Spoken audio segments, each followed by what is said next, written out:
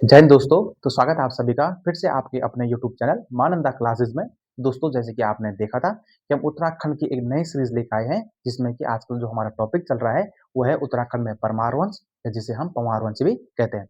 और पिछली कक्षा में थोड़ा बहुत हमने चर्चा करी थी पृथ्वीपति शाह के बारे में, जिसमें कि हमने देखा था कि उनके पुत्र मेदिनी शाह किस प्रकार से यहाँ पे दारा शिकोह के पुत्र सुलेमान शिकोह को औरंगजेब के पास पेश कर देते हैं और यहाँ से पृथ्वीपति शाह मेदिनी शाह को देश निष्कासित कर देते हैं। उसके बाद अपने पौत्र यहाँ पे फतेह शाह को राजगद्दी पर बैठाते हैं। तो आज की क्लास को हम वहीं से आगे स्टार्ट करते हैं, तो ज्यादा नहीं कहते हुए अपनी क्लास को शुरू करते हैं। तो थोड़ा सा पहले रिकॉर्ड कर देते हैं। तो मैंने कहा था कि जो तुम्हारे पास फतेह शाह है, इससे पहले तुम्हारे पास कौन थे? पृथ्वीपति शाह। ठीक है, इसमें थोड़ा ढंग से देखना आज। पृथ्वीपति शाह ये तुम्हारे कब से कब थे? 1634 से लेकर 1664। ठीक है, समथिंग यही है। ठीक है, कहीं 1640 लिखा था, लेकिन कर्णावती ने बशर्ते यहाँ पे सन्नसिका के तौर पर शासन किया था। लेकिन तुम्हारे पास राजा कौन थे? पृथ्वीपति शाह थे। ठीक है, इसमें क्लियर करना है इसको। मैंने कहा था कि पृथ्वीपति शाह के उसमें तुम्हारे पास कौन आते यहाँ पे? औरंगजेब के जो तुम्हारे वो थे बड़े भाई थे, कौन? दारा शिकोह, उनके पुत्र तुम्हारे पास कौन आते यहाँ पे? सुलेमान शिकोह। ठीक है, ये हमने पिछली कक्षा में इसके बारे में अच्छे से चर्चा कर दी है, इसमें इसलिए थोड़ा से ऐसे बता रहा हूँ। ठीक है, सुलेमान शिकोह, मैंने कहा था कि सुलेमान शिकोह यहाँ पे जब तुम्हारे पास गढ़वाल में आए थे तो उनके साथ कितने लोग आए थे? 17 लोग आए थे। ठीक है, तो जैसे ही आप 17 लोग आए थे तो मैंने कहा था कि जब मुगल साम्राज्य से हमारे गढ़वाल में 17 लोग यहाँ पे एंटर करेंगे, वही लोग हमारे उत्तराखंड में एक क्रांति लाएंगे। किसमें? हमारे नई कला और संस्कृति में। ठीक है, इन 17 लोगों में से मैंने कहा था कि 2 लोग सबसे इंपॉर्टेंट है। ठीक है, उनका नाम तुम्हारे पास क्या है? एक तो उनका नाम है कुंवर श्यामदास। क्या है? कुंवर श्यामदास। और इसके साथ साथ इनके एक पुत्र थे, उनका नाम तुम्हारा क्या था? हरदास। इसको थोड़ा सा ढंग से नोट करना। क्या कहा मैंने? पृथ्वीपति शाह के दरबार में सुलेमान शिकोह के साथ तुम्हारे पास 17 लोग आए थे, जिसमें से कि 2 सबसे इंपॉर्टेंट है। तुम्हारे पास कौन है? कुंवर श्यामदास और इनके पुत्र हरदास। ये दोनों यहाँ पे आए थे। ये दोनों इसलिए लिख रहा हूँ कि ये दोनों हमारे इस कला में सबसे इंपॉर्टेंट देंगे, हमारे कला और संस्कृति में। जो तुम्हारे पास क्या है? चित्रकारिता। क्या है? चित्रकारिता। ठीक हो गया। तो सबसे पहले अगर आए कि उत्तराखंड में चित्रकारिता का प्रारंभ कब से हुआ, तो पृथ्वीपति शाह के शासनकाल से हुआ था। कौन आया था तुम्हारे पास? श्यामदास और हरदास। इसका पुत्र था, ठीक है, हरदास, श्यामदास का पुत्र हरदास। फिर धीरे धीरे हरदास का तुम्हारे पास एक पुत्र होता है, उसका नाम तुम्हारे पास क्या है? हीरालाल। ठीक है, हीरालाल इसका पुत्र तो है, किसका? हरदास का। फिर इसका पुत्र तुम्हारे पास कौन होता है? मंगत राम। इसको ढंग से क्लियर करना, ठीक है, मंगत राम। और मंगत राम का एक पुत्र होता है मौलाराम, सबसे इंपॉर्टेंट है। ठीक है, मौलाराम। अब देखो इसके बारे में ज्यादा चर्चा नहीं करनी है, क्योंकि अभी जो तुम्हारे पास मौलाराम है 1743 में, मानते हैं कि जो तुम्हारे पास 1743 में इनका तुम्हारा क्या हुआ था? जन्म हुआ था। ठीक है, तो इनका जन्म तुम्हारे पास उत्तराखंड में हुआ था। और इसके वंश कौन थे? ये तुम्हारे पास किसके वंशज है? कुंवर श्यामदास के हैं। ठीक है, जो तुम्हारे पास पृथ्वीपति शाह के शासनकाल में आ गए थे। मैं इसको इसलिए बता रहा हूँ क्योंकि कुंवर श्यामदास के जो तुम्हारे पास हमारा कनेक्ट होगा, तुम्हारा कौन होगा? मौलाराम। ठीक है, मौलाराम सबसे इंपॉर्टेंट है हमारे उत्तराखंड के इतिहास में, क्योंकि ये तुम्हारे पास सबसे प्रमुख तुम्हारे पास कहते एक चित्रकार थे। कहते चित्रकार थे। ठीक है, जो तुम्हारे पास एक गढ़वाली शैली है उत्तराखंड में, जो हमारे पास चित्रकारिता होती है ना, वो तुम्हारे पास कौन सी शैली में होती है? गढ़वाली शैली में होती है। और अब देखो, इसलिए थोड़ा अगर कभी क्वेश्चन आता है कि तुम्हारे पास गढ़वाली शैली है ना, गढ़वाली शैली में मतलब कि वह शैली जिसमें कि उत्तराखंड में चित्रकारिता की जाती है, उस समय कहते हैं गढ़वाली शैली कहते हैं। और ये तुम्हारे पास शुरुआत कब से होती है? और श्यामदास के काल से शुरुआत होती है। और लेकिन इसमें जो तुम्हारे पास सबसे डेवलपमेंट, सबसे मॉडर्न तुम्हारे पास किसने दिया था? तुम्हारे पास मौला राम ने। और गढ़वाली शैली में अगर कभी आता है कि जो तुम्हारे पास, अब देखो कहाँ से आए तुम्हारे पास? मुगल से आए, तो कुछ ना कुछ उन्होंने मुगल शैली का भी इसमें क्या क्या होगा? मिश्रण किया होगा। ठीक है, तो जो तुम्हारे पास गढ़वाली शैली है तुम्हारे पास मुगल शैली और प्लस कांगड़ा शैली, कांगड़ा शैली। ठीक है, कांगड़ा जो तुम्हारा हिमाचल प्रदेश वाला है, तो ये दो के दो शैलियों से तुम्हारे पास इन दोनों के मिश्रण से। ठीक है, एक पॉइंट लिख देना, मुगल शैली और कांगड़ा शैली के मिश्रण को हम क्या कहते हैं? गढ़वाली शैली कहते हैं, ठीक है? तो मौलाराम है हमारे इतिहास में चित्रकारिता में सबसे एक तुम्हारे क्या है विभूति है, जिन्होंने कि हमारे उत्तराखंड में चित्रकारिता को एक चरम सीमा पर लेके थे। कौन लेके थे? मौलाराम, ठीक है? इनकी एक पुस्तक है सबसे इम्पोर्टेंट, इनकी पुस्तक नाम तुम्हारे पास क्या है? गढ़ राजवंश। ठीक है? तो मतलब कि हमारे गढ़वाल में जो राजवंश हैं, ये इनका सबसे इम्पोर्टेंट एक काव्य है तुम्हारे पास, मौलाराम जी का तुम्हारे पास क्या है? गढ़ राजवंश है और यही गढ़ राजवंश से हम गढ़वाल में जो तुम्हारे पास परमार वंश है, उनके बारे में इतिहास में पता चलता है, ठीक है? तो अगर आएगी गढ़ राजवंश किसकी है तुम्हारे पास? मौलाराम की है, ठीक है? और जो तुम्हारे पास मौलाराम के चित्र थे ना, वो तुम्हारे पास आप लोगों ने देखोगे जैसे तुम्हारे पास कृष्ण से रिलेटिव थे तुम्हारे पास, ठीक है? और मतलब कई सारे इसके चित्र हैं, वो हम आगे क्लास में इसको देखेंगे और इसमें तुम्हारे पास सबसे थोड़ी सी नहीं गढ़राज वंश काव्य तुम्हारे पास किसका है? मोला राम का है, ठीक है? अब यहाँ से हमको देखना है कि तुम्हारे पास मोला राम थे, इनकी चित्रकारिता को देखो कई इतिहासकार क्या होते हैं कि वो मतलब कि दब के रह जाते हैं, ठीक है? कई इतिहासकार क्या होते हैं कि उनके द्वारा कृत कार्य जो है, वो तुम्हारे पास इतिहास के पन्नों में दब के रह जाते हैं, लेकिन एक विश्व लेवल पर उसको तुम्हारे पास दिखाने का काम कोई ना कोई करता है कि नहीं है? तो जो तुम्हारे पास मोलाराम के चित्र थे, उनको तुम्हारे पास विश्व स्तर पर दिखाने का तुम्हारा किसने किया था? बैरिस्टर मुकुंदलाल। किसने किया था? बैरिस्टर मुकुंदीलाल, ठीक है? और इसमें थोड़ा एक लिखना कि इसमें बैरिस्टर मुकुंदीलाल जो अपनी एक इनकी पुस्तक है, वो नाम क्या तुम्हारा है? गढ़वाल पेंटिंग्स। कौन सी है? गढ़वाल पेंटिंग। गढ़वाल पेंटिंग्स पुस्तक के थ्रू ही तुम्हारे पास जो बैरिस्टर मुकुंदलाल है, उन्होंने मौलाराम के बारे में या उनके चित्रों के बारे में गढ़वाल पेंटिंग्स में दिखाया है। किसने? बैरिस्टर मुकुंदलाल, ठीक है? एक क्वेश्चन हमारे पास आता है, एक टॉपिक भी बन जाता है कि प्रमुख पुस्तक है, ठीक है? प्रमुख कवि और उनकी पुस्तक है, ठीक है? तो बैरिस्टर मुकुंदलाल तुम्हारे पास कौन सी है? गढ़वाल पेंटिंग्स, ठीक है? और इसी देखो ना पेंटिंग से पता चला ना इसमें मतलब किसके बारे में पता क्या होगा? चित्रों के बारे में। और किसके चित्रों के बारे में? मौलाराम के चित्रों के बारे में किसमें है? गढ़वाल पेंटिंग्स में, ठीक है? यहाँ से तुमको थोड़ा बहुत ये देखना है, ठीक है? ये इंपॉर्टेंट इसलिए क्योंकि तुम्हारे पास कहाँ से है? कुंवर श्यामदास है, ठीक है? इसको ढंग से ना कुंवर श्यामदास, फिर तुम्हारे पास कौन आएगा? हरदास आएगा, फिर उसका पुत्र तुम्हारा कौन आएगा? हीरालाल, उसका पुत्र मंगतराम, फिर उसका पुत्र मौलाराम। ठीक हो गया। अब यहाँ एक चीज यहाँ पे क्लियर करें, ठीक है? अब क्वेश्चन में आएगा कि जो तुम्हारे पास श्यामदास थे वो किसके समकालीन थे? तो पृथ्वी शाह के भी थे और फतेह शाह के भी थे। अब यहाँ से इसलिए याद है कि जो तुम्हारे पास फतेह शाह है, इसमें तुम्हारे पास जो तुम्हारे पास गढ़वाली शैली हो गया, ठीक है? यहाँ पे तुम्हारे पास साहित्य लिखने लगी है, ठीक है? तो इसलिए इस फतेह शाह को गढ़वाल का क्या कहते हैं? गढ़वाल का स्वर्णिम काल, ठीक है? अगर आए कि गढ़वाल में साहित्य का स्वर्णिम काल बोलो, चाहे चित्रकारिता का स्वर्णिम काल बोलो, वो हमेशा किसको बोलेंगे हम? फतेह शाह के कार्यकाल को।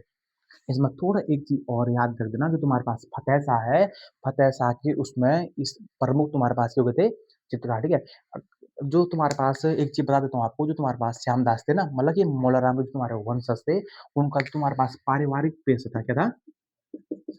पारिवारिक पेशा मतलब जो उनका व्यवसाय है, ठीक है? उनका परिवार का जो परंपरा चली आ रही है, वो तुम्हारे पास क्या था?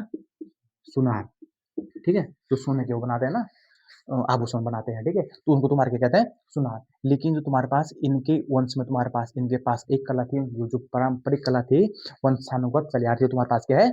चित्रकारी, ठीक है? अगर कभी क्वेश्चन आ गया तुम्हारे पास मौलाराम का तुम्हारे पास पारिवारिक बेस तुम्हारे क्या है? तो सुनार है। ये पेपर में कभी आ भी रखा, ठीक है? सुनार वाला। अब देखो गढ़वाल का क्या कहते हैं इसको? फतेह शाह को एक टॉपिक एक इसमें पॉइंट नोट करना, गढ़वाल का क्या कहते हैं इसको? स्वर्णिम काल कहते हैं, ठीक है? अब जो मैंने कहा था कि यहाँ पे चित्रकारिता अपने चरमोत्सव पर आ चुकी थी, तो इसीलिए घोड़े पर बैठा हुआ तुम्हारे पास पहला चित्र, इसमें थोड़ा सा कि घोड़े पर बैठा बैठा चित्र तुम्हारे पास किसका मिलता है? तो फतेह फतेहपति शाह का मिलता है, ठीक है? यहाँ तक इसमें थोड़ा सा दूसरा क्लियर करना पॉइंट, इसको हमको बढ़ाते जाना है, ठीक है? अब यहाँ पे क्या हुआ कि अब थोड़ा सा यहाँ पे देखो इसको हम लोग नोट कर देना पहले।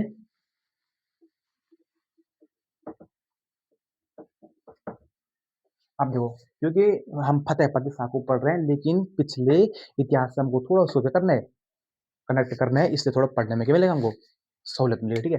अब देखो जो तुम्हारे पास देखो जैसे उत्तराखंड है, ठीक है? मानवाई उत्तराखंड है, ठीक है? उत्तराखंड का तुम्हारे पास कौन सा है? सिरमौर। कौन सा है? सिरमौर। सिरमौर के बाद अगर हम पश्चिम तरफ जाएंगे तो कौन सा है? बिलासपुर। कौन सा है? बिलासपुर। फिर तुम्हारे पास कौन है? पंजाब। क्या है? पंजाब।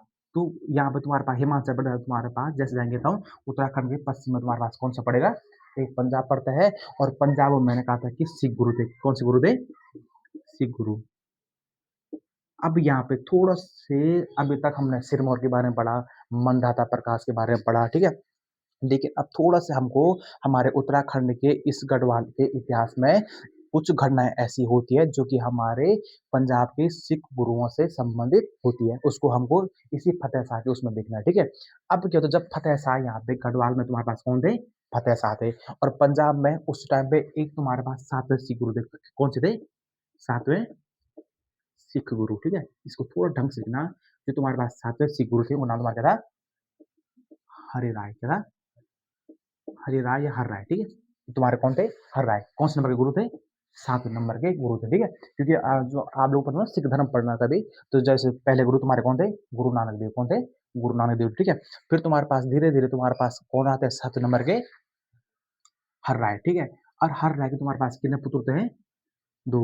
एक का नाम है तुम्हारे पास हरि किशन और राम राय।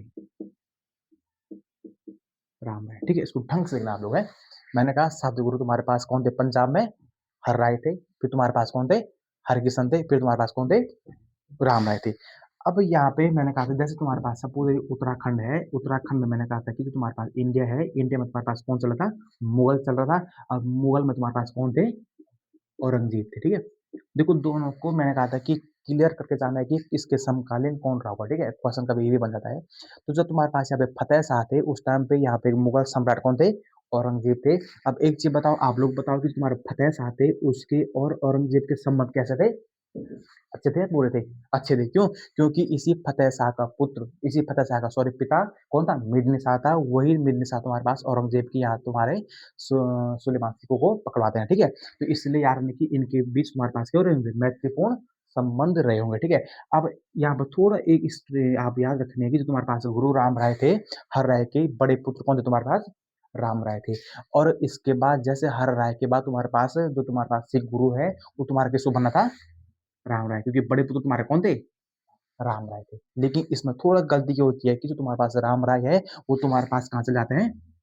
औरंगजेब के दरबार में जाते हैं। और वहां पे आप लोगों ने एक गुरु ग्रंथ साहिब पढ़ा होगा, जो इनकी धार्मिक पुस्तक है, उसके बारे में एक दो शब्दों का हेर फेर करते हैं, ठीक है। कि इनको खुश करने के लिए, औरंगजेब को खुश करने के लिए मानते हैं कि तुम्हारे पास राम राय थे, इन्होंने अपने कुछ शब्दों को हेर फेर कर दिया था। इंटरनेट पे थोड़ा आप लोग इस पे देखना कि जो तुम्हारे पास वहाँ पे मुसलमान शब्द है ना, किनके लिए? औरंगजेब इनको मतलब उस टाइम, क्योंकि मुगल सम्राट यहाँ पे वही थे, तो थोड़ा कट्टरवादी तुम्हारे कौन थे? औरंगजेब थे। तो इन्होंने उनकी उसमें जो मुसलमान के लिए कुछ चीज लिखी होगी, तो उसको उन्होंने क्या कर दिया? बदल दिया। इसी बात से तुम्हारे पास हर राय तुम्हारे पास राम राय से नाराज होते हैं और इनको अपने साम्राज्य से निकाल देते हैं। और अपने छोटे पुत्र हरकिशन के बनाते हैं, गुरु बना देते हैं। अब देखो गुरु राम राय कहाँ जाएगा भाई? इसको तो गुरु बनना था, क्योंकि उसने थोड़ा बहुत नॉलेज भी था उसको। तो उसके बाद औरंगजेब गुरु राम राय को तुम्हारे पास कहाँ भेज देते हैं? गढ़वाल में फतेहपति शाह के उसमें साम्राज्य में भेज देते हैं। अब यहाँ से थोड़ा देखने की, तुम्हारे पास यहाँ पे फतेह शाह थे। फतेह शाह इसमें थोड़ा सा ये लिखना कि इनके कार्यकाल में कौन आते हैं यहाँ पे? कौन आते हैं? राम राय। इनको कहते हैं गुरु राम राय। क्या कहते हैं? गुरु राम राय। इसमें एक पॉइंट लिख देना फतेह शाह के उसमें से कि गुरु राम राय का भारत मतलब उत्तराखंड या गढ़वाल में आगमन होता है। उस टाइम तुम्हारे कौन थे? फतेहपति शाह थे। ये तुम्हारे कब आते हैं? 1676 में, ठीक है। कहीं कहीं आपकी परीक्षा वाणी और किताबों में 1699 दे रखा है, लेकिन वो गलत है, ठीक है। क्योंकि 1699 तक तो 1783 में इनकी क्या होती है? डेथ हो जाती है, ठीक है। तो 1699 किसमें है? 1676 में तुम्हारे कौन आते हैं? गुरु राम राय आते हैं। अब गुरु राम राय से दो तीन चीजें आपको यहाँ पे देखने हैं आप लोगों को, इस बारे में थोड़ा सा देखना। जो तुम्हारे पास गुरु राम राय थे, तो ये इनके बारे में थोड़ा सा देखना। अब जो तुम्हारे पास फतेह शाह थे, इनमें थोड़ा एक चीज नहीं, जो तुम्हारे पास फतेह शाह थे ना, तो जो तुम्हारे पास यहाँ पे कौन आते हैं? गुरु राम राय जैसे ही इनके दरबार में आते हैं, एक फरमान लेके आते हैं कि इनका औरंगजेब का। तो औरंगजेब ने उन्होंने लिखा था कि यहाँ पे इनको कुछ जगह दे देना और इनको यहाँ पे स्थापित कर देना, किनको? गुरु राम राय को, ठीक है। तो इनको यहाँ पे 4 गांव देते, क्या देते हैं? हाँ सॉरी, 3 गांव देते हैं। 3 गांव यहाँ पे जहांगीर में देते हैं, ठीक है। ठीक, किसमें देते हैं? 3 गांव की क्या देते हैं इनको? जागीर देते हैं। और 3 गाँव के जाके थोड़ा-सा आप लिख देना, उसमें एक तुम्हारा खुड़बुड़ा है, कौन-सा है? खुड़बुड़ा है, एक तुम्हारे पास राजपुर है, एक तुम्हारे पास कौन-सा है? चामासारी, कौन-सा है? चामासारी। अब जैसे इनके पुत्र आएँगे तुम्हारे पास, फतेह शाह के तुम्हारे पास कौन आते हैं इस बार? प्रदीप शाह आएँगे। अब वो मानते हैं, कहते हैं इतिहासकार कि उन्होंने गुरु राम राय को तुम्हारे पास कितने दिए थे? 4 गाँव दिए थे। तो अगर आज की तुम्हारे पास फतेह शाह ने इनको कितने गाँव दिए थे? जागीर में कितने दिए थे? 3 गाँव, खुड़बुड़ा, राजपुर और चामासारी। ठीक हो गया। अब जब ये यहाँ पे बस जाते हैं कौन? गुरु राम राय देहरादून के इस क्षेत्र में बस जाते हैं, तो मानते हैं कि धीरे-धीरे करके वो यहाँ पे सिख धर्म का साम्राज्य को विस्तार करते हैं, लोगों को अपनी तरफ आकर्षित करते हैं और इनकी इनकी एक पत्नी थी, इनका नाम था तुम्हारे पास पंजाब कौर, क्या था? पंजाब कौर, ठीक है? और जो तुम्हारे पास गुरु राम राय थे, मानते हैं कि 1683 में इनकी तुम्हारी क्या हो जाती है? डेथ हो जाती है और इनका कोई भी तुम्हारे पास क्या नहीं होता है?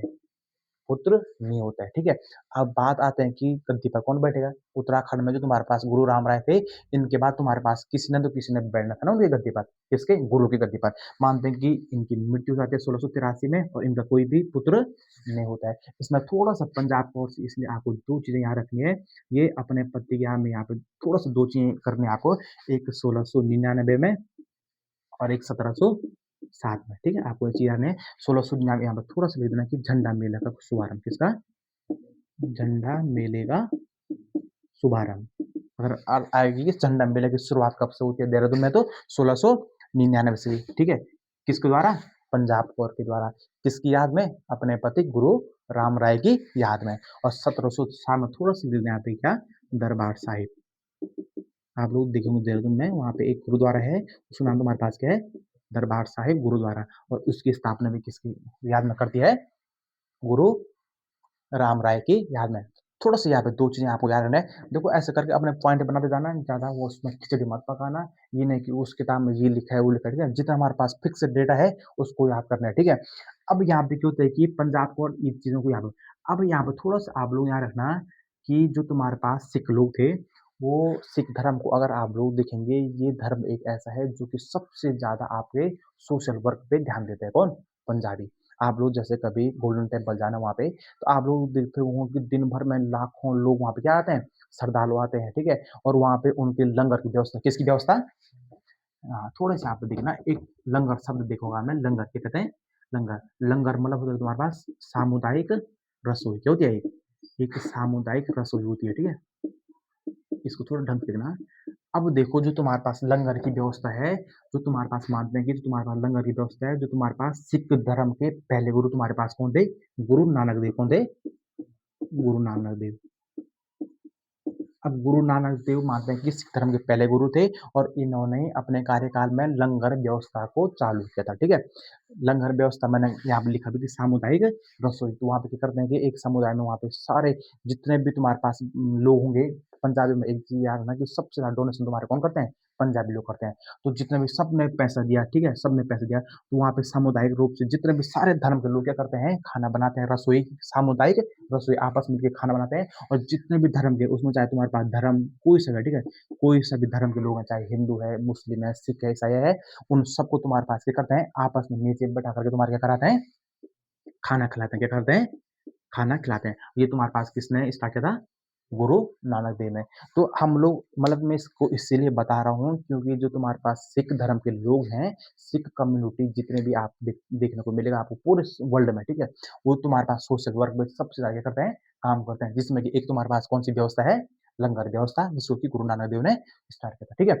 अब यहाँ पे जो तुम्हारे पास अब देखो उनकी तो मृत्यु हो गई तुम्हारे पास किसकी? गुरु राम राय की।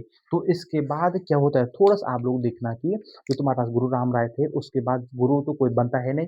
क्यों? क्योंकि तुम्हारे पास उनकी क्या हो गई? डेथ हो गई और उनका कोई पुत्र भी नहीं था। इसलिए वो कहते हैं कि जो हमारे पास सबसे हमारा प्रिय शिष्य होगा, क्या होगा? हमारा सबसे तुम्हारे पास जो तुम्हारा सबसे प्रिय शिष्य होगा या उनमें जो सबसे वरिष्ठ शिष्य होगा, उसको हम क्या बनाएँगे? गुरु। गुरु तो बना नहीं सकता क्योंकि तो गुरु होता है ना, गुरु का तो कोई पद है ना वो, लेकिन गुरु तो बन नहीं सकता क्योंकि उसका पुत्र था नहीं। इसलिए ये कहते हैं कि जो सबसे परम शिष्य होगा वो अब से हमारे इस किसको देखेगा? इस सिख उस समुदाय को देखेगा और उसको तुम्हारे पास क्या नाम देते हैं? महंत। क्या नाम देते हैं? महंत नाम देते हैं, ठीक है? तो अगर महंत से इसलिए आप जहाँ पे तुम देखोगे महंत इंद्रेश दास, महेंद्र देवेंद्र दास, महेंद्र औध दास, ठीक है? तो इसमें आपको 2-3 महंतों के बारे में याद करने हैं क्योंकि वो उत्तराखंड की परीक्षाओं से हमारे लिए इम्पोर्टेंट हो जाता है, ठीक है? तो इसमें एक थोड़ा-सा एक चीज़ आप एक चीज़ लिखना, जो तुम्हारे पास पहले महेंद्र थे, क्या थे? इसमें थोड़ा जो तुम्हारे पास पहले महंत थे, उसमें लिख देना कौन थे? औध दास, कौन थे? औध दास, ठीक है? औध दास थे, ठीक है?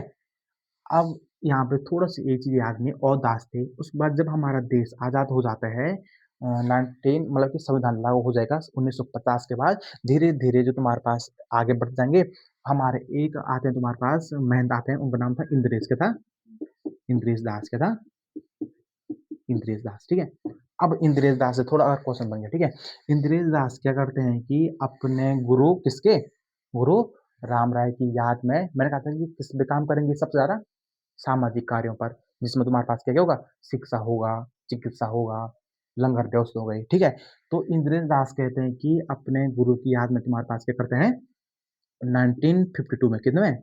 1952 में तुम्हारे क्या क्या करते हैं? गुरु राम राय इसमें थोड़ा-सा लिख देना, गुरु राम राय एजुकेशन रिफॉर्म क्या करते हैं?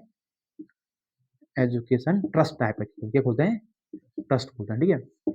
तो अगर आए कि गुरु राम राय एजुकेशन ट्रस्ट की स्थापना किसने करी थी? तो इंद्रेश दास ने कर दी। क्यों कह रहा हूँ मैं ऐसे? क्योंकि जितने भी तुम्हारे पास सिख लोग हैं, वो तुम्हारे पास किस पे काम करेंगे? सोशल रिफॉर्म पर काम करेंगे। अब इसके बाद तुम्हारे पास जो अभी वर्तमान में तुम्हारे पास जो महेंद्र चल रहे हैं, वो तुम्हारे पास कौन है? देवेंद्र दास, ठीक है? देवेंद्र दास जी चल रहे हैं, ठीक है? और देवेंद्र दास जी अभी हमारे वर्तमान में चल रहे हैं, शायद 7वें या 8वें नंबर के महेंद्र, ठीक है? कब से? और दास है, ठीक है? ये पहले थे, दूसरा, तीसरा, चौथा, 5वां, शायद ही 6वां या 7वां, थोड़ा इसको आप लोग देख लेना, जो तुम्हारे पास देवेंद्र दास है, कौन से नंबर है, ठीक है? फिर उसको कमेंट करके बता देना। अब देवेंद्र दास में इसको हमको 2-3 चीज़ें याद रखना है, ठीक है? जो देवेंद्र दास हैं, वो तुम्हारे पास सबसे पहले क्या करते हैं? अपने गुरु, ये भी तो किसी-किसी गुरु रहेंगे ना, देखो सबसे क्या होगा तुम्हारा? प्रिय गुरु होगा, शिष्य होगा, किसी ने मतलब किसी गुरु को होगा। तो ये मानते हैं कि अपने पुराने गुरु किसके? इंद्रेश दास की याद में तुम्हारे अब देखो इन्होंने किस पे काम करा था? एजुकेशन पे। जो तुम्हारे पास देवेंद्र दास होंगे वो तुम्हारा किस पे काम करेंगे? मेडिकल पे। किस पे करेंगे? मेडिकल पे। और अपने गुरु इंद्रेश दास के नाम पर 2002 में कितने में? 2002 में इसका नाम था तुम्हारे पास Indresh Indresh medical science trust, ठीक है? सबसे इम्पोर्टेंट है। अगर आए कि इंद्रेश मेडिकल कॉलेज, ठीक है? जो अभी हमारा मेडिकल कॉलेज है, कहाँ पे? देहरादून में। तो अगर आए कि इंद्रेश मेडिकल ट्रस्ट की स्थापना किसने करी थी? तो देवेंद्र दास ने करी थी, ठीक है? कब कर दी? 2002 में। वहाँ मतलब वहाँ पे चिकित्सा से संबंधित जितने भी तुम्हारे पास विशेषज्ञ होंगे, तुम्हारे कहाँ होंगे? इंद्रेश में होंगे। अब 2002 में थोड़ा यहाँ पे परीक्षा की दृष्टि से इम्पोर्टेंट हो जाता है। इसमें थोड़ा-सा देखना कि 2006 में इसको मेडिकल कॉलेज का दर्जा दिया गया। किसका दर्जा दिया गया? मेडिकल कॉलेज का दर्जा मिला। किसको? 2002 में खुली ये देवेंद्र दास के द्वारा इंद्रेश मेडिकल साइंस कॉलेज को। किसका नाम किसका दर्जा मिला? Medical college. मतलब कि यहाँ पे तुम्हारे पास क्या हो रहा होगा? एमबीबीएस की परीक्षा भी यहाँ पे क्या हो गई? एमबीबीएस स्टार्ट हो गया, ठीक है? इसमें थोड़ा एक चीज हो जा रहा है ना कि 2011 में कितने में? 2011 में इसको पोस्ट ग्रेजुएट मतलब जिसे हम क्या कहते हैं? पीजी कहते हैं, ठीक है? पोस्ट ग्रेजुएट की यहाँ पे इसको भी संस्कृति मिल जाती है। किसको? हमारे मेडिकल साइंस कॉलेज को इंद्रेश मेडिकल कॉलेज। इसमें थोड़ा यहाँ पे इंग्लिश में, ठीक है? इंद्रेश मेडिकल कॉलेज को। और 2011 से यहाँ पे पीजी भी स्टार्ट हो जाता है, जिससे हम अब देखो साइंस रिलेटिव है, एमबीबीएस एमबीबीएस क्या करते हैं? एमडी करते हैं। क्या करते हैं? एमडी करते हैं, ठीक है? एमडी, ठीक है? Medicine of doctor, doctor medicine of doctor, ठीक है? तो इस चीज़ से आपको थोड़ा याद रखना है। तुम्हारे पास कौन आए थे यहाँ पे? रामदास आए, सॉरी कौन आए थे? गुरु राम राय आए थे। इसके बारे में हमने बता दिया कौन था, क्या था, ठीक है? फिर इसके बाद तुम्हारे क्या आते हैं? महंत आते हैं, पहला और दास, फिर इंद्रेश दास, फिर देवेंद्र दास, फिर मेडिकल कॉलेज इंद्रेश 2002, 2006, 2011। ये चीज़ें आपको याद रखनी है। एक 1699 और 1707 आपको याद रखना है। थोड़ा आप इसका स्क्रीनशॉट ले सकते हैं। तो अभी तक हमने देखा था कि फतेह शाह के कार्यकाल में क्या-क्या हुआ था, क्या-क्या इम्पोर्टेंट घटनाएँ हुई थी, जब से जिसमें कि सबसे बड़ा हमारा जो इंसिडेंट है, यहाँ पे गुरु राम राय का यहाँ पे आगमन होना, ठीक है? अब इसके बाद थोड़ा इसमें एक चीज़ याद रखना, जो यहाँ पे फतेह शाह थे, इनके सेनापति का नाम क्या था? इन थोड़ा-सा इनके सेनापति तुम्हारे कौन थे? पूर्य नैथानी कौन थे? पूर्य नैथानी, ठीक है? ठीक है। इनको थोड़ा-सा इनको गढ़वाल का चाणक्य भी कहते हैं, क्या कहते हैं? गढ़वाल का चाणक्य भी इनको कहते हैं, ठीक है। अब देखो यहाँ पे क्या हुआ, ठीक है। अब फतेह शाह के बारे में पता करेंगे, इनके यहाँ कौन-कौन आए थे, इन्होंने 3 गाँव दिए थे। इसको बार-बार रिपीट करते जाना, आपको भी क्या हो जाएगा, याद हो जाएगा, ठीक है। अब थोड़ा-सा अगर मैं बात करता हूँ, तो ये अगर सपोज़ली मैंने यहाँ पे थोड़ा क्या बना दिया, उत्तराखंड का चित्र बनाया, ठीक है। खाली समझने के लिए बना दिया। अब मैंने कहा था कि जो तुम्हारे पास यहाँ पे तुम्हारे पास कौन चले थे? फतेह शाह। कौन चले थे? फतेह शाह।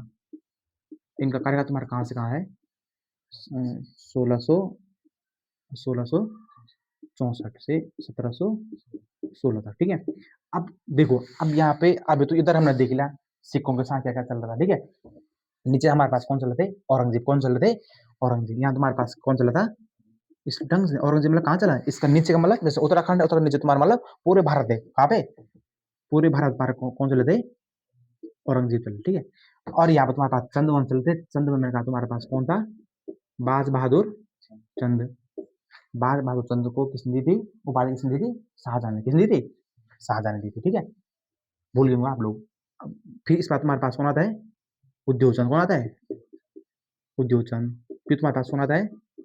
ज्ञानचंद। फिर तुम्हारे पास कौन आता है? जगतचंद। इस बार 2-3 ही है चंद्रवंश में, ठीक है। देखो आप चंद्रवंश हमको दोबारा पढ़ना है, ठीक है। अभी तो हम सिर्फ कुमार वंश पढ़ रहे हैं ना, इनके बारे में डिटेल हम कहाँ पढ़ेंगे? चंद्रों में पढ़ेंगे, ठीक है। इसके बाद तुम्हारे पास देवीचंद, फिर मोहनचंद, महेंद्रचंद, ठीक है, लास्ट खत्म। अब इसको मैं इन चारों को इसलिए लिख रहा हूँ क्योंकि ये 4 राजा तुम्हारे पास फतेह शाह के तुम्हारे पास क्या रहे थे? समकालीन रहे थे, ठीक है। बाज बहादुर चंद तुम्हारे पास कब से कब था? 1638 से लेकर 1678 तक। तुम्हारे पास जो उद्योग चंद था तुम्हारे पास कब से कब रहा? 78 से लेकर 98 तक। फिर तुम्हारा रहा 98 से लेकर 1708 तक रहा। और ये रहा तुम्हारे पास 1708 से लेकर 1720 तक। कहाँ पर रहा? 1720। अब आप लोग थोड़ा इसका टाइम पीरियड देखो, 1664 से है तो 64, और ये तुम्हारा कब है? 78। मतलब कि ये इसके समकालीन में रहा होगा। कौन? फतेह शाह इसके समकालीन में रहा, इसके भी रहा, इसके भी रहा, इसके देखो 1720 में हो रहा। ये तुम्हारा कब हो रहा? 1716। मतलब कि चंद्रवंश के देखो क्वेश्चन आ गया, इनमें से 3 में से 1 दे देगा और 1 दे देगा, इनमें से कोई नहीं। तो सारे क्या हैं इसमें से? फतेह शाह के समकालीन रहे होंगे। कौन? चंद्रवंश। और यहाँ तुम्हारा मैंने कहा था यहाँ तुम्हारा सिरमौर चल रहा, फिर तुम्हारे पास कौन चल रहा? पंजाब चल रहा, फिर यहाँ तुम्हारे पास गुरु राम राय की तुम्हारी क्या होती है? एंट्री हो जाती है। अब इसमें थोड़ा पुराने थाने के बारे में थोड़ा सा याद रखना।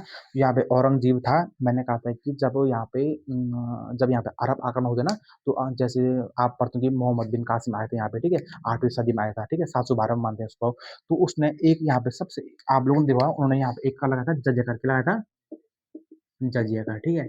जो तुम्हारे पास जजिया कर है इसमें थोड़ा सा इंपॉर्टेंट है, ये तुम्हारे पास किस पर था? गैर मुस्लिमों पर। किस पर था? गैर मुस्लिमों पर लगने वाले कर को हम कहते हैं जजिया कर बोलते हैं। मैंने पहले बताया था कि जो तुम्हारे पास इसका बड़ा पुत्र था दारा सिकोह था, वो एक लिबरल था, एक उदारवादी सोच का था। लेकिन जो तुम्हारे पास ये औरंगजेब था, ये बहुत तुम्हारा क्या था? कट्टरवादी क्या था? कट्टरवादी, ठीक है। अब यहाँ से आपको थोड़ा देखना कि जो तुम्हारे पास जज कर था वो तुम्हारे पास किसने लगाया था? मोहम्मद बिन कासिम लगाया था। ये तुम्हारे पास किस पर था? गैर मुस्लिमों पर। मगर इनका कहना ये था कि देखो यहाँ पे तुम्हारे पास पूरे कौन है? मुगल हैं। वो कहते थे कि जितने भी यहाँ पे मुगल से अलग जो भी धर्म के हैं, उनके संरक्षण के लिए, उनकी यहाँ पे सहायता के लिए, उनके बाहर से हुए आक्रमण से बचने के लिए तुमको कौन सा कर देना पड़ेगा? जजिया कर देना पड़ेगा। और ये सबसे पहले तुम्हारा किसने लगाया था? मोहम्मद बिन कासिम ने, ठीक है। फिर इसको फिर खिलजी ने भी लगाया था। अकबर ने फिर इसको हटा दिया था। फिर दोबारा पास किसने लगाया था इसको? औरंगजेब ने लगाया था। अरे अब देखो, क्योंकि मैंने कहा था पूरा भारत तो इनके अंडर में ना, लेकिन यहाँ पे तुम्हारा फतेह शाह के तुम्हारे पास जो सेनापति थे वो तुम्हारे पास कौन थे? पुराने थाने। क्योंकि टैक्स देना पड़ता ना। अब देखो यार, कोई टैक्स जैसे हम लोग जीएसटी देते हैं, वो देते हैं, ठीक है। और जैसे उसमें अगर हम इतना पैसा देते हैं तो तुम्हारा किस जाता है? सरकार को जाता है। वैसे यहाँ का तुम्हारा पैसा कहाँ जाता था? औरंगजेब को। और यहाँ की जनता परेशान हो गई थी यार कि हम इतना पैसा क्यों देंगे, ठीक है। क्योंकि यहाँ पे मुस्लिम कम्युनिटी बिल्कुल की नहीं थी, ना के बराबर, ठीक है। 1-2% थी यहाँ पे। फिर यहाँ पे फतेह शाह के जो तुम्हारे पास सेनापति हैं तुम्हारे पास कौन थे? पूरन थानी। वो मानते हैं कि तुम्हारे पास 1684 में समथिंग तुम्हारे पास किसके वहां जाते हैं? औरंगजेब के साम्राज्य में जाते हैं। और उनको अपनी बातों में बहला फुसला करके कहते हैं कि भाई देखो महाराज, हमारा जो राज्य है जो परमार वंश है हमारे पास, जो गढ़वाल है, वो तुम्हारे पास कैसे बल एक करेला के जैसा है। किस जैसा है? करेला के जैसे, जिसमें कि खाली पहाड़ हैं, कहीं पे खुरदुरे है, मतलब कि हमारे पास ज़मीन बिल्कुल भी सिंचित ज़मीन हमारे पास नाम मात्र की है, इसलिए हमारी जनता टैक्स देने में असमर्थ है। इसीलिए इन्होंने अपनी बातों को फुसला करके औरंगज़ेब को खुश कर दिया और औरंगज़ेब ने यहाँ हमारे गढ़वाल से तुम्हारे पास जज़्या करके कर दिया, हटा दिया। इसमें थोड़ा एक पॉइंट लिखना है कि जो महाराज पूरन जी ने गढ़वाल में जज़्या कर को जज़्या कर से मुक्त किया था। क्या किया था? जज़्या कर से मुक्त किया था, ठीक है? अगर प्रश्न आ गया जज़्या कर से मुक्त करने वाला कौन था तो पूर्या नेता ने। बहुत अब आगे बढ़ेंगे आप लोग, ठीक है इसमें। अब यहाँ से क्या हुआ देखो, ठीक हो गया। अब यहाँ तुम्हारा कौन था? बाज बहादुर चंद और उद्योग चंद, फिर ज्ञानचंद। बाज बहादुर चंद ने भी तुम्हारे पास यहाँ पे अटैक किया था। आप लोगों को पता है कि बाज बहादुर चंद ने इसके पिता पृथ्वीपति शाह के शासनकाल में हमारे यहाँ से बधानगढ़ी से हमारी नंदा देवी की मूर्ति अपने यहाँ पे ले गया था। फिर तुम्हारे पास कौन आया? उद्योग चंद। उद्योग चंद ने भी यहाँ पे तुम्हारे पास कितने बार आक्रमण किया? 2 बार आक्रमण किया। अब जो तुम्हारे पास थोड़ा ज्ञानचंद यहाँ पे इम्पोर्टेंट हो जाता है कि अब जो हमारे पास इसके पिता पृथ्वीपति शाह थे, कौन थे इसके पिता? पृथ्वीपति शाह थे। इन्होंने क्या करा था कि अब देखो भाई कोई हमारे, अब एक चीज बताओ, आज के डेट में आप लोग देते होंगे हमारे धार्मिक सब चीज लड़ना सिर्फ किस पे नहीं छेड़ना है, धर्म धर्म से रिलेटेड चीजों पर। अब कभी भी क्या हो तो आप लोग देते होंगे हमारे धर्म से संबंधित जितने भी चीजें हैं जिस पर हमारी ये आस्था है, उस पर अगर कोई भी सरकार या कोई भी ऐसा कदम उठाती है जिससे कि हमारे धार्मिक स्थलों को कोई नुकसान पहुंचते तो हम लोग विद्रोह करते हैं। तो हमारे यहाँ पे कुल देवी कौन थी? नंदा देवी थी। और उसको तुम्हारा कौन ले गया था? बाज बहादुर चंद्र अपने राज्य में ले गया था। तो इसीलिए यार कि बाज बहादुर चंद्र जब ले गया था तो कहीं न कहीं यहाँ पे जनता ने क्या करा होगा? विद्रोह किया होगा। और उस विद्रोह को दबाने के लिए जो तुम्हारे पास पृथ्वीपति शाह था, उन्होंने यहाँ पे बधानगढ़ी में नंदा देवी की मूर्ति तुम्हारी किसकी बनाई? तुम्हारी सोने की बनाई, ठीक है? या आप लोग याद रखना जो 2026 में आने वाली नंदा देवी राजयात्रा है, वो तुम्हारे पास गढ़वाल और कुमाऊँ की एक संयुक्त क्या है? यात्रा है। सबसे मतलब कि हमारे सांस्कृतिक एक ऐसी मात्रा है जिसमें कि गढ़वाल भी और कुमाऊँ भी दोनों संयुक्त रूप से उसमें क्या होते हैं? सम्मिलित होते हैं। क्यों? क्योंकि अभी तक तुम्हारा सिर्फ किसका था वो? गढ़वाल का था। लेकिन जब बाज बहादुर चंद्र मानते हैं कि हमारी नंदा देवी को यहाँ से वहाँ स्थापित कर रहे थे, तो नंदा देवी वहाँ पे रुठ गई थी, मतलब कि उनसे मूर्ति तक नहीं उठी थी। तब वहाँ पे बाज बहादुर चंद्र ने ये कहा था कि हम आपकी हमेशा यात्रा करेंगे, हम आपकी मतलब कि धार्मिक अनुष्ठान करेंगे, डेली आपको भोग देंगे और डेली हम आपकी यात्रा में सम्मिलित होंगे। तो इसीलिए इसी बाज बहादुर चंद्र के समय से ही जो तुम्हारे पास एक कुमाऊँ वाला क्षेत्र है, हमारे गढ़वाल में नंदा देवी राजयात्रा में क्या होते हैं? सम्मिलित होते हैं, ठीक है? अब जो सोने की मूर्ति इन्होंने बनाई थी वो यार इनकी तुम्हारे पास जो तुम्हारा ज्ञानचंद था, इसमें थोड़ा ज्ञानचंद लिख देने की फतेह शाह के कार्यकाल में सोने की तुम्हारे पास जो तुम्हारे इसमें थोड़ी लगेंगे नंदा देवी की जो तुम्हारे पास सोने की क्या थी? सोने की मूर्ति को तुम्हारे पास कौन किया था? ज्ञानचंद लिख गया था, ठीक है? ठीक हो गया, यहाँ पे क्लियर हो गया, ठीक है? अब थोड़ा इसमें एक चीज़ आपको अब यहाँ पे देखो क्या हुआ, ठीक है? अब सबसे इम्पोर्टेंट एक टॉपिक और है फतेह शाह के बारे में, ठीक है? छोटे-छोटे क्लियर करना, ठीक है? पहले कौन आए थे, फिर कौन आए थे, क्या-क्या हुआ होगा, ठीक है? यहाँ पे मैंने कहा था यहाँ पे तुम्हारे पास कौन है? सिरमौर क्या है? यहाँ तुम्हारे पास कौन-सा है? बिलासपुर, कौन-सा है? बिलासपुर, ठीक है? ये ऊपर तुम्हारा कांगड़ा हो गया, क्या हो गया? कांगड़ा। आप रोज़ कभी देखना जो तुम्हारे पास जौनसार भाबर क्षेत्र है, इस बार तुम्हारा हिमाचल का एक क्षेत्र पड़ता है, इसे हम कहते हैं पांवटा साहिब, ये कहते हैं पांवटा साहिब। क्या है? एक गुरुद्वारा है, ठीक है? किनका धार्मिक स्थल है तुम्हारा? सिखों का। अब बिलासपुर जैसे बॉर्डर एंट्री करते हैं हम तो वहाँ से हमारा क्या पड़ता है? पंजाब, क्या पड़ता है? पंजाब। अब पंजाब के मैंने कहा 7 गुरु तुम्हारे पास, इससे पहले तुम्हारे मैंने कहा था हर राय है, कौन थे? अब यहाँ पे एक गुरु तुम्हारे पास, 10वें गुरु तुम्हारे कौन थे? गुरु गोविंद सिंह, ठीक है? मैंने कहा था कि अभी तक हमने सब पढ़ लिया, मुगल पढ़ लिया, लेकिन अभी तक हमने कहा था कि हमारे गढ़वाल के क्षेत्र में सिखों से संबंधित जो-जो घटनाएँ हुई, अब हम उसको देख रहे हैं, ठीक है? 10वें गुरु तुम्हारे कौन थे? गुरु गोविंद सिंह थे, ठीक है? गुरु गोविंद सिंह याद रखना कि जब गुरु गोविंद सिंह यहाँ पे गुरुद्वारे में आए थे, कहाँ कहाँ पे? पांवटा साहिब में आए थे, तो मानते हैं कि जब तुम्हारे पास ये यहाँ पे जैसे यहाँ पे पूजा करी होगी इन्होंने, अपने यहाँ पे आए होंगे पांवटा साहिब में, जैसे ही तुम्हारे पास वापस लौट रहे थे, तो मानते हैं कि यहाँ पर जो तुम्हारे पास भीमचंद नाम का, जो तुम्हारे पास बिलासपुर है, उसमें एक राजा था, उसका नाम तुम्हारा क्या था? भीमचंद। अब भीमचंद याद रखना कि भीमचंद्र के पुत्र के साथ भीमचंद्र के पुत्र के साथ फतेहपति शाह की पुत्री का क्या होता है तुम्हारे पास? विवाह होता है, ठीक हो गया। भीमचंद की पुत्र के साथ फतेहपति शाह के पुत्र थे, जो कि तुम्हारे पास बिलासपुर का राजा हुआ करता था, ठीक है। अब यहाँ पे जो तुम्हारे पास बिलासपुर है ये कहीं ना कहीं, अब देखो हमेशा नहीं, जो तुम्हारा अगल बगल वाले थे वो आपस में कहते थे, लड़ते थे किसके, उसमें अपने साम्राज्य के उसमें। अब सिख लोग, मैंने आपको बताया था, इनका साम्राज्य विस्तार धीरे धीरे बढ़ता जा रहा था, जिससे कि तुम्हारे पास भीमचंद्र मानते हैं कि इनसे थोड़ा क्या कर दोगे, जेलस फील करते होंगे। इसलिए भीमचंद्र ने अपने किसके संधि फतेहपति शाह के साथ मिलकर के गुरु गोविंद सिंह के साथ, यहाँ पे हमारे पास हिमाचल प्रदेश में एक क्षेत्र पड़ता है, उसका नाम है तुम्हारे पास भंगाड़ी। क्या उनका नाम है? भंगाड़ी। इसमें थोड़ा सा ये देना कि भंगाड़ी नामक स्थान पर तुम्हारे पास क्या होता है, भंगाड़ी स्थान पर तुम्हारा क्या होता है, एक युद्ध होता है। वो तुम्हारा होता है 18 सितंबर 1688। इस चीज को तुम जानना, ठीक है। कहीं पे 16 सितंबर भी है, कहीं पे 18 भी है, कहीं पे तुम्हारा क्या है, 16 है, ठीक है। मैंने कहा ना इतिहासकार कहीं अपना नाम लिखता है, ठीक है। तो इसमें थोड़ा सा याद लिखना है कि 18 सितंबर 1688 को क्या होता है तुम्हारे पास, बंगाणी का युद्ध, जिसमें तुम्हारा किस किस लिखो तुम्हारे पास, गुरु, लिखो यहाँ पे लिखो गुरु गोविंद सिंह, गुरु गोविंद सिंह वर्सेस कौन थे तुम्हारे पास, फतेह शाह और प्लस भीम सिंह या भीमचंद, भीम सिंह या भीमचंद, ठीक है। अब देखो यार, अब वो रहा हमारे फतेह शाह, देखो फतेह शाह का क्या मतलब, गुरु गोविंद सिंह से लड़ने का है, कुछ मतलब नहीं है ना। लेकिन मानते इतिहासकार मानते हैं कि जब यहाँ से पोटा साहब से लौट रहे थे, तो बिलासपुर नामक स्थान पर भीमचंद के साथ मिलकर इनके कहने पर फतेह शाह ने तुम्हारे पास किस पर अटैक किया था, गुरु गोविंद सिंह के। बशर्ते यहाँ पे गुरु गोविंद सिंह लिखते हैं कि जो तुम्हारा बंगाल का युद्ध है, इसमें गुरु गोविंद सिंह इन पर हावी हो गए थे और इन्होंने इन दोनों को क्या था, हरा दिया था, ठीक है। अब इसमें थोड़ा सा एक चीज याद रखना, अब देखो इसके बारे में कहीं ना कहीं चर्चा तो होगी ना। तो तुम्हारे पास एक गुरु गोविंद सिंह की, एक तुम्हारे पास क्या है, एक पुस्तक है, ठीक है। उनका एक नाटक है, उसका नाम है तुम्हारे पास विचित्र वीणा नामक, विचित्र वीणा नामक नाटक एक इनकी पुस्तक है, जिसमें कि इस भंगाणी के युद्ध की चर्चा की रखी कर रखी तुम्हारे किसने, गुरु गोविंद सिंह ने। इसमें थोड़ा एक पॉइंट लिख देना, 18 सितंबर 1688 को भंगाणी का युद्ध होता है, किसके बीच में होता है, गुरु गोविंद सिंह और फतेह शाह के बीच में होता है, जिसका जिक्र हमको कहाँ मिलता है, गुरु गोविंद सिंह की लिखित पुस्तक विचित्र वीणा में होता है, ठीक है। तो हमने फतेह शाह से संबंधित जितने हमारे पास क्वेश्चन बन रहे थे वो हमने थोड़ा बहुत देख लिया कि क्या क्या होता है, क्या क्या नहीं होता, ठीक है। और आप लोग देखो, ये नहीं कि हमने पूरा क्लियर कर दिया, ठीक है। आप लोग भी इसको ढंग से देखो कि भाई इस बार क्या होगा, ठीक है। अब इसमें थोड़ा आप लोग एक चीज यार ना, अब जैसे फतेह शाह हो ना, यहाँ फतेह शाह जैसे यहाँ पे, अब देखो फतेह शाह की तुम्हारे पास जैसे यहाँ पे तुम्हारी क्या हो जाएगी, फतेह शाह की जैसे यहाँ पे डेथ हो जाएगी, इसके बाद तुम्हारा इनका पुत्र क्या करेगा, शासन करेगा, ठीक है। उसका नाम तुम्हारा क्या था, उपेंद्र शाह, क्या था, उपेंद्र शाह, ठीक हो गया, क्या था, उपेंद्र शाह, ठीक है। अब देखो फतेह शाह के बाद तुम्हारा कौन आएगा, उपेंद्र शाह आएगा।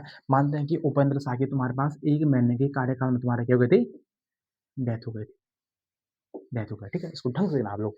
उपेंद्र शाह के बाद वैसे तुम्हारे पास राजा किसको बना था, उपेंद्र शाह के पुत्र प्रदीप शाह, किसको बना था, प्रदीप शाह को, ठीक है। इसको क्लियर करना थोड़ा, प्रदीप शाह को तुम्हारे क्या बना था, राजा बनना, ठीक है। क्योंकि हो ऐसा था ना, क्योंकि गढ़वाल में याद रखना कि एक परंपरा चली आ रही थी कि जो तुम्हारे पास बड़ा पुत्र होगा, ज्येष्ठाधिकार जिसे हम कहते हैं, वो यहाँ पे लागू होगा, मतलब ज्येष्ठ पुत्र तुम्हारा क्या बनेगा, राजा बनेगा। क्योंकि इतिहासकार मतलब कि मानते हैं कि जो तुम्हारा, जो ये लोग मानते थे जो तुम्हारा राजा था, वो मानते हैं कि भगवान विष्णु के थे अवतार थे, जो तुम्हारे पास बद्रीनाथ जी हैं उनके तुम्हारे पास क्या होते वाले अवतार होते हैं, ठीक है। इसलिए हमेशा बड़ा राजा क्या बन रहा है, बड़ा पुत्र क्या बन रहा है, राजा बन रहा है। अब यहाँ पे जनता बोलती यार कि अभी भी छोटा हुआ ना, देखो ना इसका पुत्र राजा तो इसको बनना था, इसका पुत्र तुम्हारा क्या है, छोटा है। इसलिए याद रखना कि उपेंद्र शाह से पहले जनता कहती कि भाई इन्हें इस छोटे से नहीं होगा, क्योंकि पृथ्वीपति शाह के कार्यकाल में जिस तरह से यहाँ पे शाहजहां ने यहाँ पे अटैक किया था, तो जनता ने कहा था कि भाई ये छोटा है, कोई ना कोई यहाँ पे क्या कर लेगा, फिर से अटैक कर देगा। तो इसलिए पृथ्वीपति शाह से पहले तुम्हारे पास एक नाम है, तुम्हारे पास दिलीप शाह, क्या था, दिलीप शाह। दिलीप शाह को यहाँ पे क्या बन रहे हैं, अब फतेह शाह का तुम्हारे पास दूसरे नंबर का पुत्र था, कौन सा नंबर का, जिस प्रकार से पृथ्वीपति शाह के पहले तुम्हारा कौन था, महपति शाह, वो भी तुम्हारे पास श्याम शाह क्या था, चाचा था, क्या था, चाचा था। उस प्रकार से इसका चाचा तुम्हारे पास कौन बनता है, प्रदीप शाह का चाचा दिलीप शाह के बनता है, राजगद्दी पर बैठता है। लेकिन मानते हैं कि इसकी भी तुम्हारे यहाँ पे क्या हो जाती है, डेथ हो जाती है। इसलिए तुम्हारा अगला राजा बनेगा तुम्हारा कौन बनेगा, प्रतीप सावर है, ठीक है? तो अपनी किताब में देख लेना कि तुम्हारे पास बसंती राजा बनते हैं लेकिन कुछ समय के लिए, लेकिन हमारे कर्म के अनुसार में इनका नाम इस प्रकार से हो, ठीक है? अगर कभी आगे नहीं आता कि इनमें से तुम्हारा कर्म के अनुसार हो, इनके उसके अनुसार, तो तुम्हारा पहले कौन आएगा? फतेह शाह, फिर तुम्हारा कौन आएगा? उपेंद्र शाह, फिर दिलीप शाह, फिर प्रदीप शाह। हमारे अब चर्चा होगी तुम्हारे पास किसके बीच में होगी? प्रदीप शाह की। तो अगली कक्षा में हमारा जो टॉपिक रहेगा वो रहेगा प्रदीप शाह, इसके बीच में क्या-क्या कार्यकाल होता है, और फतेह शाह के बीच में आप लोगों ने देख होगा किस प्रकार से यहाँ पे गुरु रामराय जी आते हैं, किस प्रकार से यहाँ पे गुरु नानक जो गुरु गोविंद सिंह है उनका यहाँ पे भंगाली नामक स्थान पर युद्ध होता है, उसके बारे में हमने पूरी चर्चा कर दी है। तो आई होप आप लोगों को आज की क्लास अच्छी लगी होगी। अगर अच्छी लगी तो आप सब्सक्राइब कर सकते हैं, जिससे कि आपको नोटिफिकेशन हमारी क्लास का कंटिन्यू मिलता रहेगा। तो आज ज़्यादा नहीं कहते हुए जय हिंद।